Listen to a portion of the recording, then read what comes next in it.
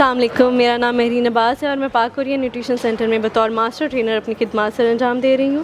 اور آج ہمارے ساتھ موجود ہیں مس بینی سرور، جو کہ نیشنل ہسپتال میں بطور ماہر غذائیات اپنی خدمات سر انجام دیتی آ رہی ہیں پچھلے ایک دہائی سے. Madam welcome madam.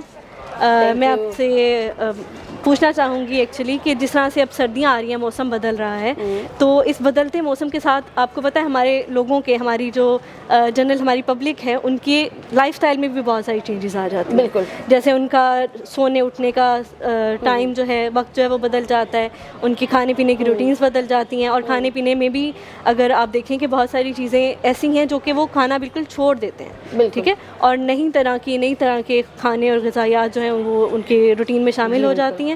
تو اس پہ تھوڑی سی اگر آپ روشنی ڈال دیں تو. فرسٹ آف آل تو تھینک یو مہرین عباس.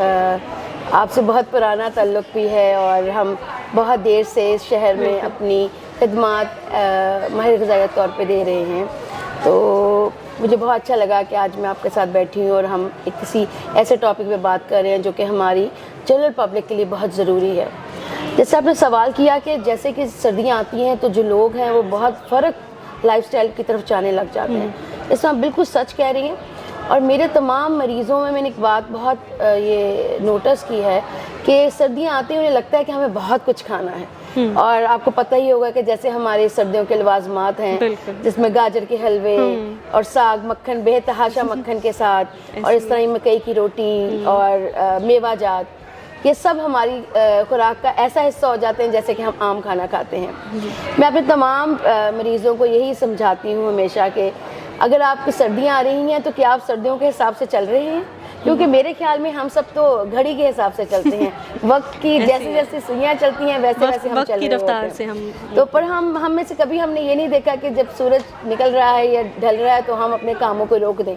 اور اب تو ایسا ٹرینڈ ہے کہ لیٹ نائٹ لوگ بہت دیر تک جاگتے ہیں. تو اس میں ایک اور چیز بھی جو کہ آپ نے بھی شاید اپنے مریضوں میں دیکھی ہو کہ سب سے میں سمجھتی ہوں کہ مین کلپریٹ جو ہے مونگ پھلی ہے. کیونکہ وہ لوگ رکھ دیں جب اپنے سامنے تو پوری پلیٹ کھائے بغیر کوئی کمبل میں لے کے بیٹھ جائیں، کمبل میں لے کے بیٹھتے ہیں. وہ منچنگ کا بیسٹ وے ہے لوگوں کے لیے. تو سردیوں میں غذا کی تبدیلی، لائف سٹائل کی تبدیلی، پھر لوگوں کا سلیپنگ پیٹرن چینج ہو جاتا ہے سردی کی وجہ سے. ان تمام چیزوں کی وجہ سے سردی میں لوگوں کا وزن بڑھنا اور خاص طور پہ مریضوں میں ہائی بلڈ پریشر کے بار بار انسیڈنٹ ہونا، اسی طرح ہائی کولیسٹرول، اگر ان کے ایگزامینیشن کریں تو ہائی کولیسٹرول بھی آتا ہے. تو یہ سب چیزیں لیڈ کرتی ہیں سردی کے آنے کے ساتھ ساتھ. بالکل. بہت شکریہ میڈم. اور اس کے علاوہ میں چلیں بات سے ہی بات نکال لیتے ہیں تھوڑا کہ جس طرح سے سردیوں میں دن کا ڈیوریشن، دن کا جو وقت ہے، اوقات ہیں، وہ بدل جاتے ہیں. اب جیسے گرمیوں میں تو روٹین میں ہم 12 بجے 1 بجے بھی ہماری جو یوتھ ہے، ہمارے جو ینگسٹرز ہیں، بچے ہیں، وہ جاگتے رہتے ہیں. موبائل کا یوز عام ہے، لیپ ٹاپ پہ موویز، نیٹ فلکس، وہ سب چلتا رہتا ہے. تو اب جیسے سردیاں آئی ہیں، جو رات کا ڈیوریشن ہے اللہ تعالیٰ نے قدرت کی طرف سے وہ جو ہے وہ بڑھا دیا گیا ہے. ٹھیک ہے. لیکن ہوتا کیا ہے کہ جس بندے کی پہلے ہی روٹین رات کو 1 بجے سونے کی ہے، ٹھیک ہے، اور جس کو سردیوں میں سو جانا چاہیے تقریباً 8 بجے 9 بجے تک، وہ 2 سے 3 گھنٹے زیادہ جاگ رہا ہے. ٹھیک ہے. 2 3 4 گھنٹے بھی زیادہ جاگ رہا ہے. تو اس کے کیا اثرات ہوتے ہیں؟